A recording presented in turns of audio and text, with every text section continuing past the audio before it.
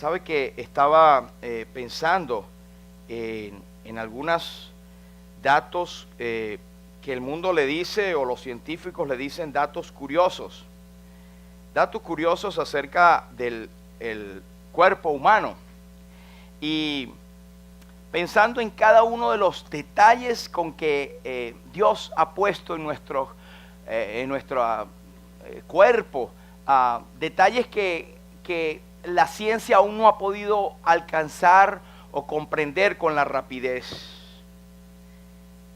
Hay algunas cosas como, por ejemplo, que la única parte del cuerpo que no tiene irrigación sanguínea es la córnea, que recibe oxígeno directamente del aire. Cosas que no sabíamos, es un detalle. Y hay otra cosa que me llamó la atención. Hoy, con la era de las computadoras y los microchips y los discos duros, pero la capacidad del cerebro humano es de más de 4 terabytes. ¿Sabes lo que es eso? Bueno, tienes una capacidad mayor que muchas computadoras y puedes almacenar información, transformarla y modificarla de una forma que sea inclusive provechosa para el ser humano, cosas que las computadoras no hacen. ¿Usted sabía que hasta los 7 meses los bebés pueden respirar y tragar al mismo tiempo? Un detalle. ¿Qué cosa? Tu cráneo se compone de 29 huesos diferentes. ¿Sabe usted que cuando estornudamos, las funciones del cuerpo se detienen? Así que no se quede estornudando mucho tiempo. Un impulso nervioso viaja a una velocidad de 274 kilómetros por hora desde el cerebro. Y esos impulsos se toman cuando usted ve un peligro en la carretera y va a frenar. Esos impulsos eléctricos hacen que usted salve su vida, porque Dios ha dado esa capacidad asombrosa de reacción en el cerebro. Otra cosa, usted sabe que el cerebro humano genera más impulsos eléctricos durante un día que todos los teléfonos del mundo juntos. Eso es sorprendente, hermano. Imagina nuestro cerebro, si nosotros pudiéramos apagar la luz y ver aquí a través de una computadora o rayos especiales, todos nuestros cerebros están con una cantidad de energía. Bueno, los que están dormidos también. Mire esto, interesante. El cuerpo humano promedio contiene suficiente azufre para matar todas las pulgas de un perro de tamaño mediano. ¿Sabía eso? Tanto carbón para hacer 900 lápices. Potasio como para disparar una pistola de juguete. Y también alberga tanta grasa, bueno, ahí no entremos, ¿verdad? No entremos mucho. Como para hacer 7 pastillas de jabón, y el agua suficiente como para llenar 50 envases de 1 litro. Imagínense. Así que cuando tenga sed, no mire para acá. El corazón humano bombea 182 millones de litros de sangre en toda su vida. Y esto, por último, me llamó más la atención. 50,000 células de tu cuerpo mueren y son reemplazadas mientras usted está oyendo esta lectura. Wow.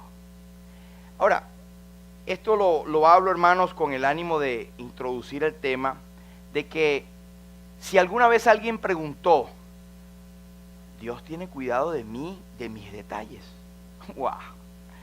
Si Dios hizo el cuerpo humano con esa asombrosa capacidad, multiplicidad y extensión en todos los sentidos que la ciencia no puede determinar, ¿cómo no vamos a decir que Dios no es Dios de los detalles? ¿Cómo no vamos a pensar en un momento, no, Dios está tan ocupado que no es capaz de saber lo que yo estoy pasando? Despierta, hermano, con eso de una de las 50 millones de células como que se te murió. Pero se reemplazó. ¿Ok? Dios definitivamente es el Dios de los detalles. Hay otras miles de cosas que hablan como que la ciencia ha descubierto como curiosidad del cuerpo humano, pero no hace más que establecer o verificar que definitivamente Dios es el Dios de los detalles. En los Salmos nos hablan de el embrión humano. Dice, mis ojos vieron tu embrión. Y ya desde la primera concepción de esas células ya hay vida. Y esto va en contra de la situación del divorcio. Una vez estaba viendo una serie bien conocida y entonces hablaban del aborto y decían, no, pero no está, todavía no ha salido, no se considera ser humano, decía una doctora. Y es que en el mismo momento que se une la célula con el espermatozoide, inmediatamente ya hay vida, ya se conceptualizó lo que Dios tiene con todo el millón de informaciones que el ser humano va a tener durante su vida. Pero ese no es mi tema. El tema mío es pensar un poco en lo que es mi vida personal y lo que sucede. Muchas veces nosotros nos desanimamos y vemos la cantidad de situaciones que nos pasan. Y este mundo más, sabe que a medida que la tecnología avanza, parece mentira, pero en vez de ayudar, crea más problemas. En 1 de Pedro capítulo 4, versículo 11 al 13, yo le voy a pedir el favor que nos podamos levantar en este versículo. Vamos a leerlo todos. Dice así la palabra de Dios. Amados, no os sorprendáis del fuego de prueba que os ha sobrevenido, como si alguna cosa extraña os aconteciese, sino gozaos por cuanto sois participantes de los padecimientos de Cristo, para que también en la revelación de su gloria os gocéis con gran alegría. El Señor bendiga su palabra. Podemos sentarnos. Gracias. Fíjense que esta es una exhortación del apóstol a Pedro. Y Pedro, junto con todos los demás apóstoles, vivieron de una u otra forma persecuciones, sobre todo en la iglesia del primer siglo. Y él les da una recomendación o un cariñoso consejo. Y les dice, amados, no se sorprendan. ¿Por qué? Y no es verdad que nosotros los cristianos, aún en esta época, no dicen, pero ¿por qué me vienen tantas pruebas? ¿Por qué me está pasando esto? Es más, unos han dicho que por ser creyentes les vienen más pruebas. Otro hasta llegó a decir que desde que es creyente, ahora se siente más pecador, ahora peca más. Y el asunto es que el Espíritu Santo ilumina. Cuando tú no tenías la luz del Evangelio, el cuarto lo tenías como tú querías y no había luz. Cuando prendes la luz es que todas las cosas se ven. Eso es lo que ocurre en nuestra alma. Pero también el que es del Señor va a padecer persecución por causa de Cristo. Va a padecer algún tipo de prueba. El apóstol le dice, no se sorprendan. ¿Estás tú sorprendido? ¿Estás pasando por situaciones? Pues la Biblia nos dice, no te sorprendas. Como si una cosa extraña está pasando. Todo cristiano, desde que se fundó la primera iglesia, desde que el cristianismo comenzó su carrera en este mundo, sus seguidores están expuestos potencialmente a persecución y prueba. ¿Sabe? Persecución y prueba por causa del Evangelio. Esa es una, y es la más fuerte, hasta la sangre. Pero también hay otro que no es tanto por persecución por la obra, porque tú menciones que eres creyente en Cristo, pero también circunstancias que te pasan, que en tu vida tú dices, no tiene sentido, ¿por qué me ocurre a mí? Pero es que al final Dios tiene una respuesta y un propósito para esto. En estos días estaba hablando con un buen hermano que ustedes conocen de nombre, por el cual estamos orando, que tiene una enfermedad por ya 2 años, que los tiene consumido. Un hombre que era como de, no sé, casi 7 pies, súper cuadrado, y está, bueno, muy, muy delgado. Y él oraba o me hablaba, hermano, ¿y cómo? ¿Por qué me pasa esto? El enemigo me ha agarrado por 2 años. Y yo meditaba, hermano, de verdad que nadie sabe la gotera que cae si no es el que está recibiéndola en su propia casa. Pero yo le decía, hermano, no tanto el enemigo. Yo diría que no es el enemigo. Dios permite situaciones en nuestras vidas. Y yo le decía algo a él, hermano, anímate, porque resulta que por tu enfermedad y por la situación que estás pasando, me estás ministrando a mí y estás ministrando a mucho pueblo, mucha gente que está orando por ti, porque cuando él habla, él dice, no, pero yo sé en quién he creído, y el Señor es poderoso, y el Señor me va a sacar, y el Señor tiene un plan y un propósito. Pero claro, a veces cae, a veces el temperamento del ser humano es debilitarse, pero Él tiene un propósito, Dios tiene un propósito para las pruebas que nos están sucediendo. La segunda parte del versículo, el 13, o la segunda parte de estos dos, es que gozaos. Él dice, en vez de estar extrañados, gócense. Usted dirá en buen dominicano, pero ven acá. ¿Cómo es que me voy a gozar si estoy pasando una dificultad? Es lo que dice la Biblia. Porque resulta que nuestro gozo, nuestra alegría no depende de las circunstancias que tenemos alrededor, sino lo que está interno, que está conectado con el Padre. Amén. Y dice, gozaos por cuanto sois participantes de los padecimientos de Cristo. Fíjense, en el versículo 12 hay 3 palabras en rojo allí.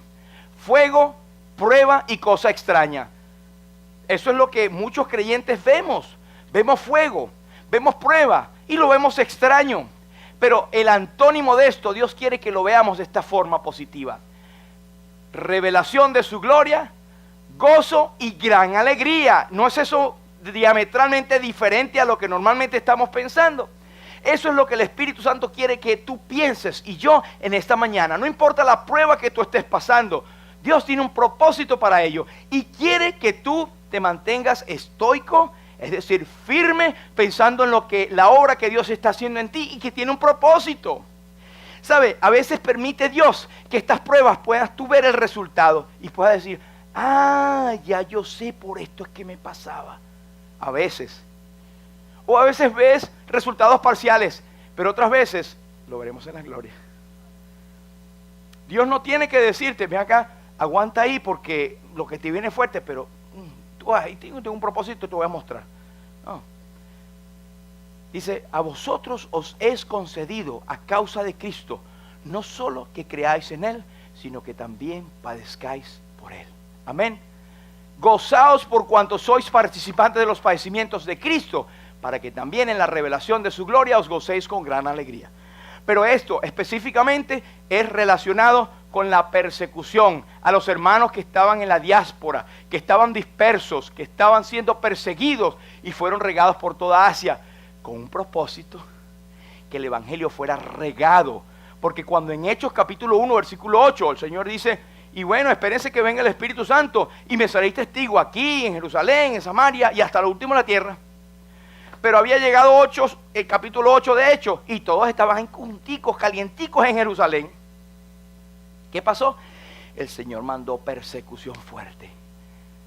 Y aquellos tuvieron que agarrar sus macundales, agarrar sus macundales, agarrar sus cosas e irse por la persecución. Y hay un dicho entre los misioneros que dice, si no estamos dispuestos a cumplir Hechos 1 y 8, entonces atente a las consecuencias de Hechos 8 y 1. Hubo persecución. Entonces Dios tiene un propósito para cada cosa, mi hermano. Pero a veces decimos, Dios está muy lejos. ¿No te ha pasado? Dios no me escucha, debe estar ocupado, caramba. Mire lo que dice esta parte del Salmo 11 y 4. Jehová está en su santo templo. Jehová tiene en el cielo su trono.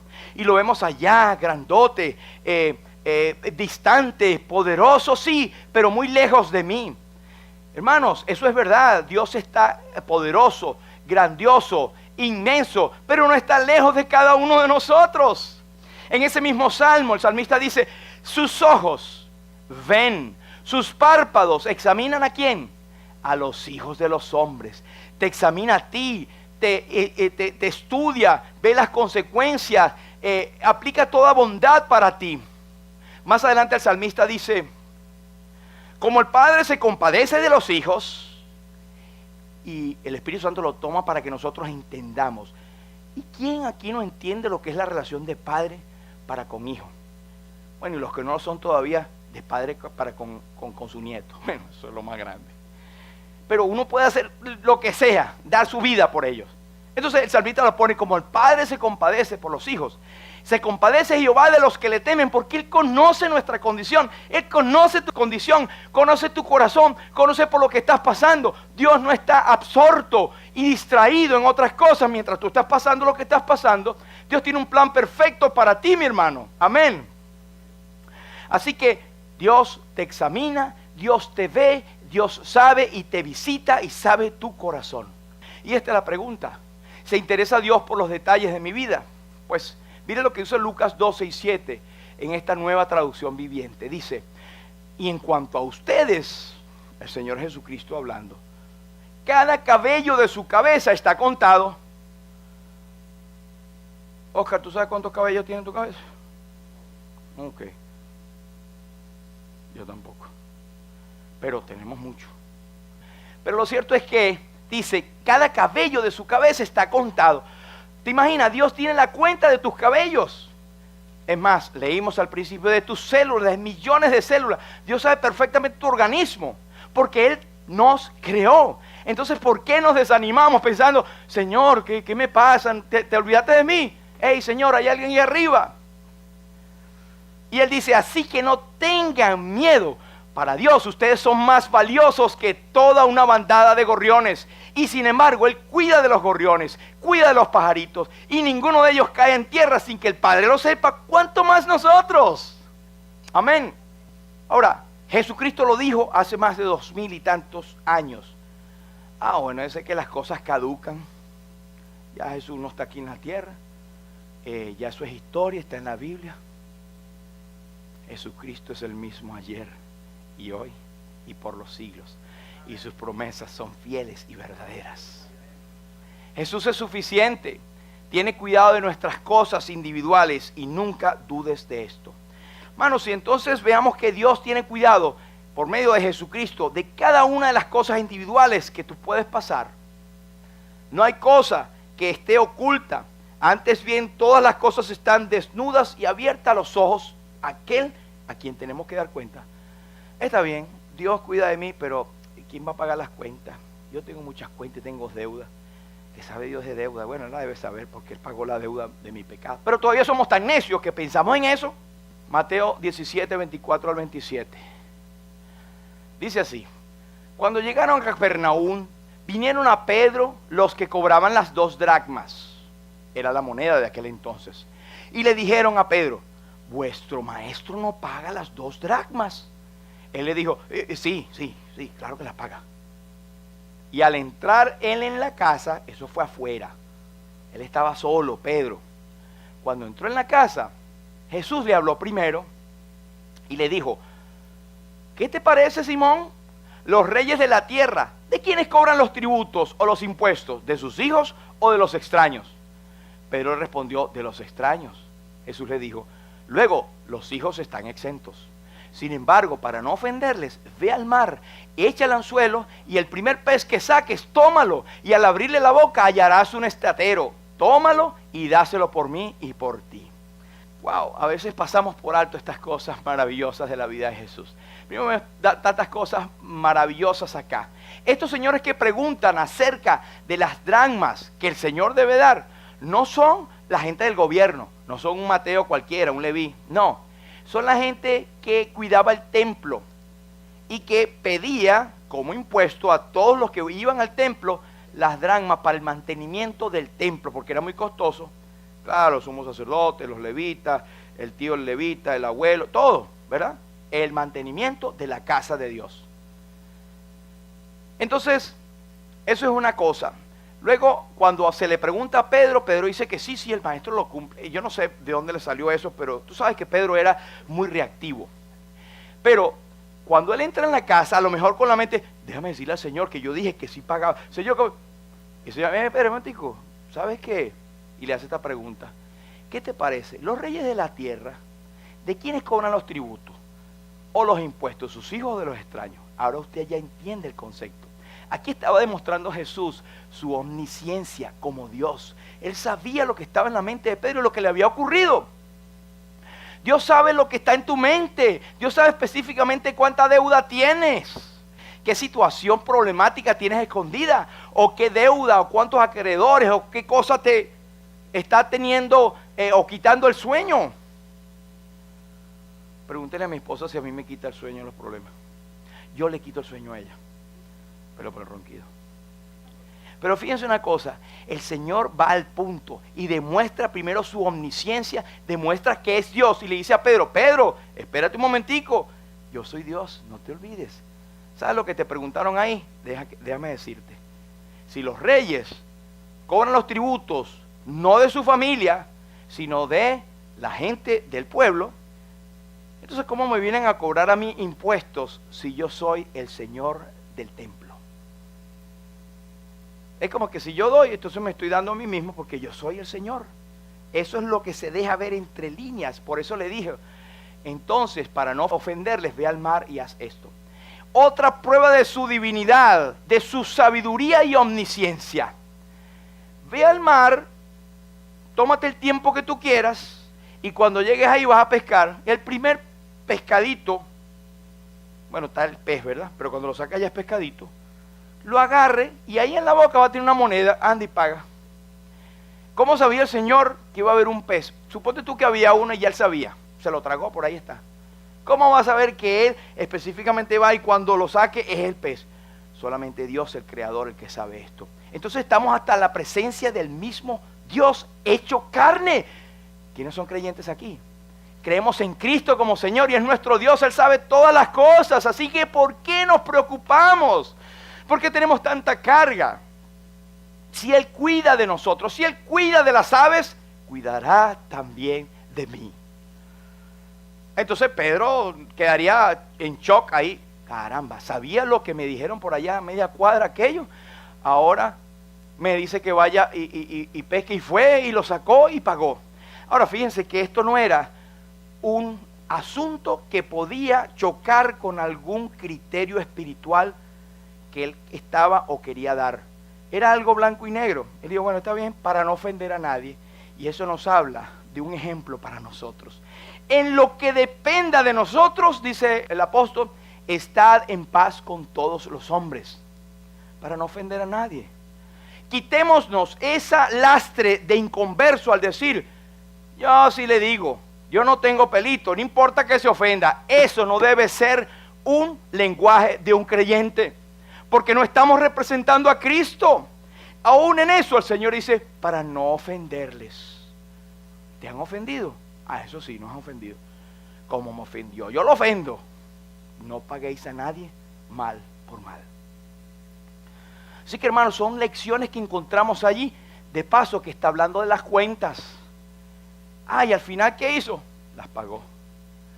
¿Y no las tenía que pagar? No, no las tenía que pagar, pero las pagó. Así que, no, eso no lo pagué. Ven, chicos, ven acá, toma ahí, vamos, también, Dios te bendiga, vamos para allá.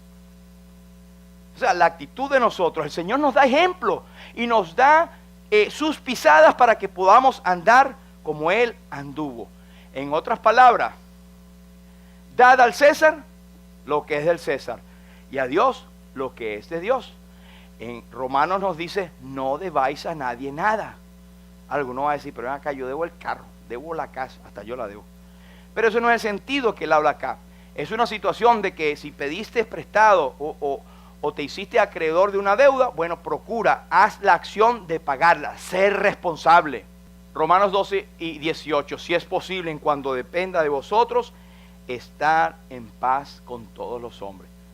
Ah, pero ven acá, yo no voy a trabajar porque, de verdad, bueno, que los demás vean cómo hacen. Según de Tesalonicenses 3 y 10. Porque también cuando estábamos con vosotros, os ordenamos esto.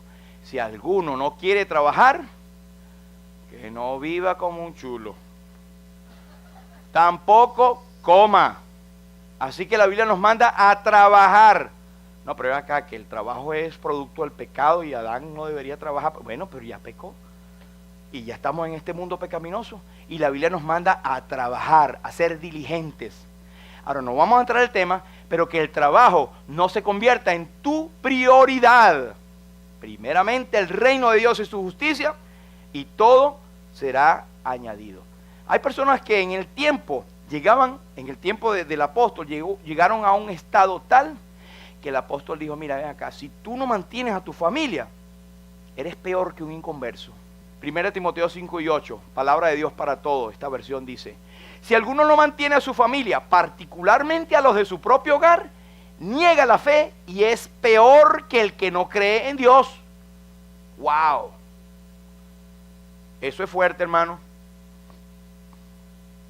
No, pero Jesús es Dios y estuvo y tal. Y bueno, yo estoy pasando por unas situaciones y problemas que a lo mejor no pasó. Marcos 4, 34 y 41. Aquel día cuando llegó la noche les dijo, pasemos al otro lado. Y despidiendo a la multitud, le tomaron como estaba en la barca y había también con él otras barcas.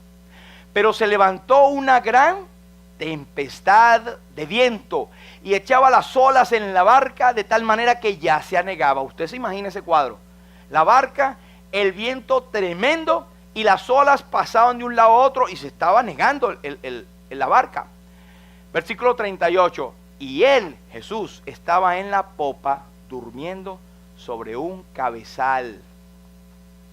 Y le despertaron y le dijeron: Maestro, ¿no tienes cuidado que perecemos? Maestro, levántate, nos estamos muriendo, ¿no te importa? Versículo 39. Y levantándose, reprendió al viento y le dijo: Calla, enmudece. Y cesó el viento y se hizo grande bonanza. Y les dijo: ¿por qué estáis así de amedrentados? ¿Por qué no tienen fe? ¿Estás pasando por tormentas en tu vida? ¿Por qué estás amedrentada, amedrentado? ¿Acaso no tienes fe?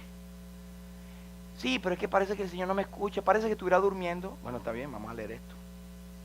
Y él les dijo: entonces temieron con gran temor, versículo 41, y se decían el uno al otro: ¿quién es este que aún el viento y el mar le obedecen?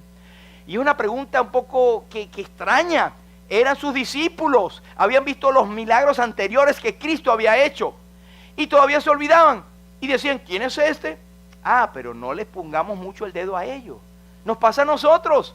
Soy salvo, Cristo me liberó, el Dios hecho carne, soy salvo. Ay, pero tengo unos problemas, no sé quién me podrá ayudar. Jesús es el Señor, es el Creador y es tu Salvador. Y Él es poderoso para hacer las cosas mucho más de lo que pensamos o entendemos. Amén. ¿Alguien dice amén o estamos dormidos? Así que tormentas de la vida las vamos a tener, pero veamos algo brevemente. Jesús dijo en el versículo 5, empezando: pasemos al otro lado. ¿Qué estaba diciendo Jesús con eso? Que ya Él había establecido que iban a pasar.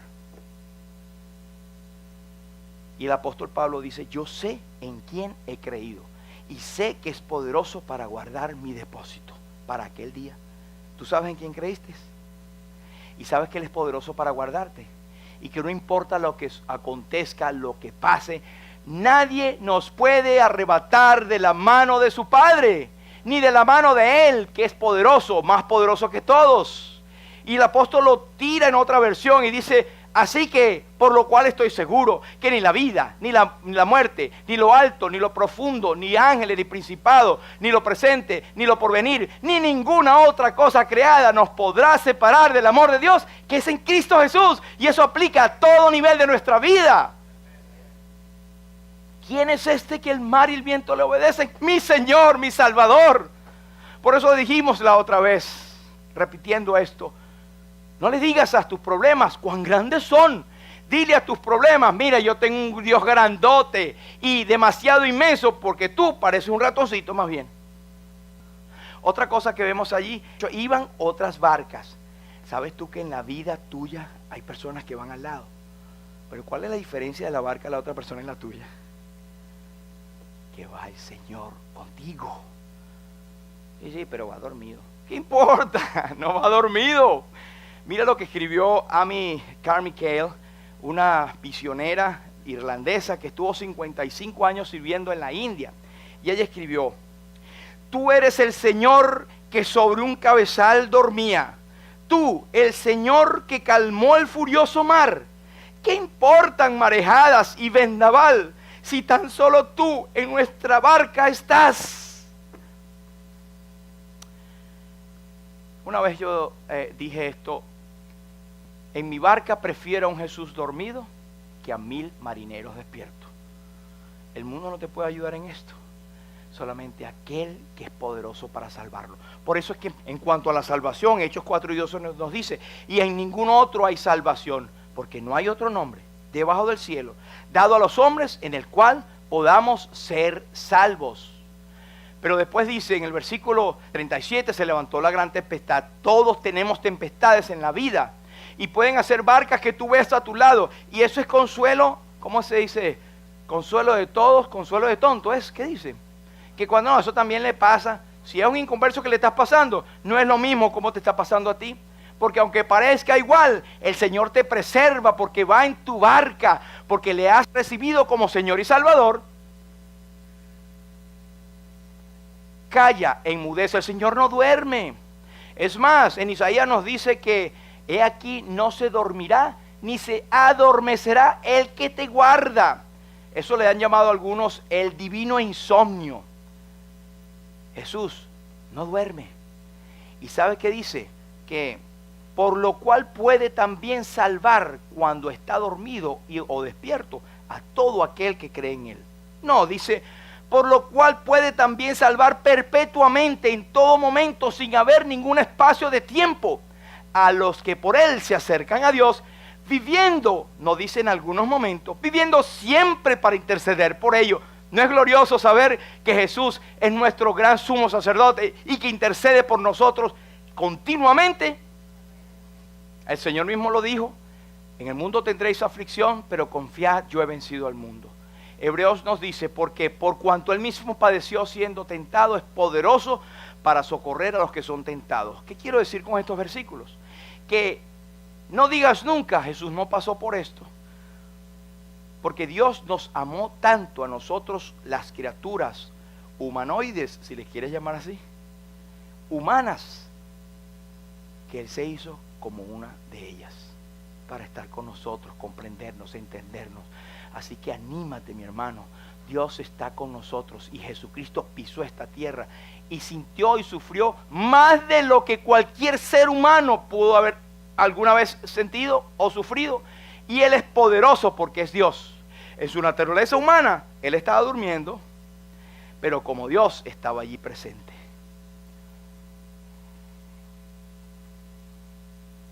Ahora, aquí en el punto 3 que quería hablarles es en cuanto a las enfermedades. No, que bueno, que Dios sana mi alma nada más, pero estoy enfermo, yo no le pido eso porque es el cuerpo. O hay otros que hacen más énfasis en el cuerpo. Eso sana, eso sana. Y se olvidan que lo principal es el alma. El propósito de Dios, ¿sabes cuál es su voluntad? No que todos los hombres sean sanos, sino que sean salvos y vengan al conocimiento de la verdad. Así que no importa que tú estés en el lecho de la enfermedad, habla y testifica de Cristo, que esa es la voluntad de Dios, agradable y perfecta. Eso es lo que Dios quiere. Pero sabe, no se desanime, Dios también sabe de nuestras enfermedades y Él puede sanarnos y salvarnos de cualquier enfermedad en su propósito divino. No vamos a matar la fe y decir, no, está bien, pero Dios quiere más No, tú puedes orar por tu enfermedad. De hecho, lo dice Santiago, la oración eficaz del justo puede mucho. Por eso la Biblia nos manda a orar. Como iglesia, aquí oramos, ¿sabe? Y ahí en ese periódico hay una serie de nombres que están esperando que tú intercedas por ellos. Y de paso, ellos interceden por ti. Esta mujer tenía 12 años, padecía de flujo de sangre y había sufrido mucho de muchos médicos y gastado todo lo que tenía y le iba peor. Cuando oyó hablar de Jesús, vino por detrás entre la multitud y tocó su manto, porque decía, si tocare tan solamente el borde de su manto, seré salvo. Y enseguida la fuente de su sangre se secó y sintió en el cuerpo que estaba sana de aquel azote. Aquella mujer vio a Jesús entre la multitud, lleno y rodeada de mucha gente, y dijo, yo no llego allá.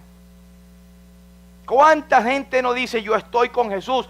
Cruzadas evangelísticas, la iglesia tal, mira cómo se llena de gente. Sí, pero hay que ver, están apretando a Jesús, pero son de Jesús.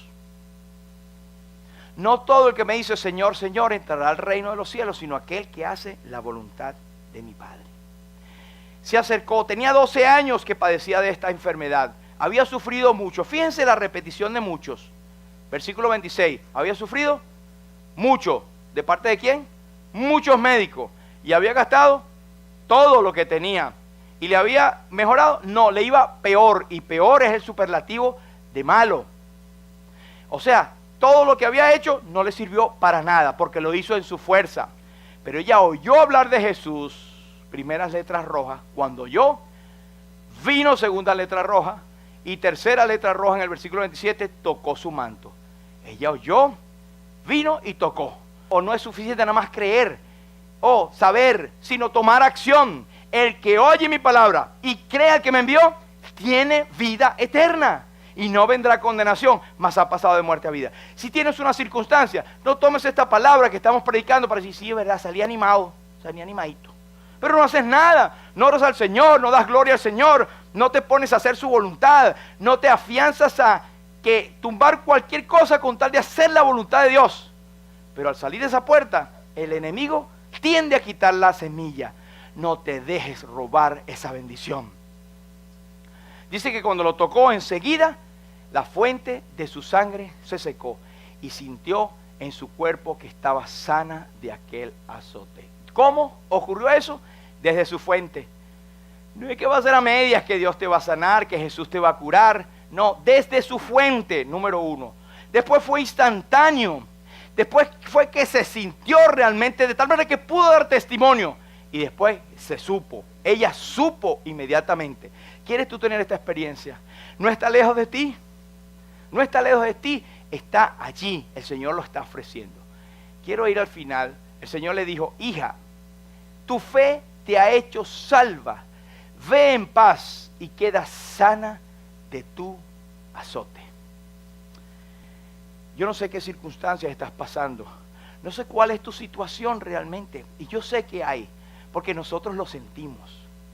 El Señor nos da la percepción de primero ver a nosotros mismos. Estamos en situaciones a veces que nos agobian, que nos causan estrés, que nos causan tristeza, que estamos abrumados de trabajo. Pero cuando más nosotros pensamos en eso y nos ocupamos del problema, más entonces nos viene el problema encima.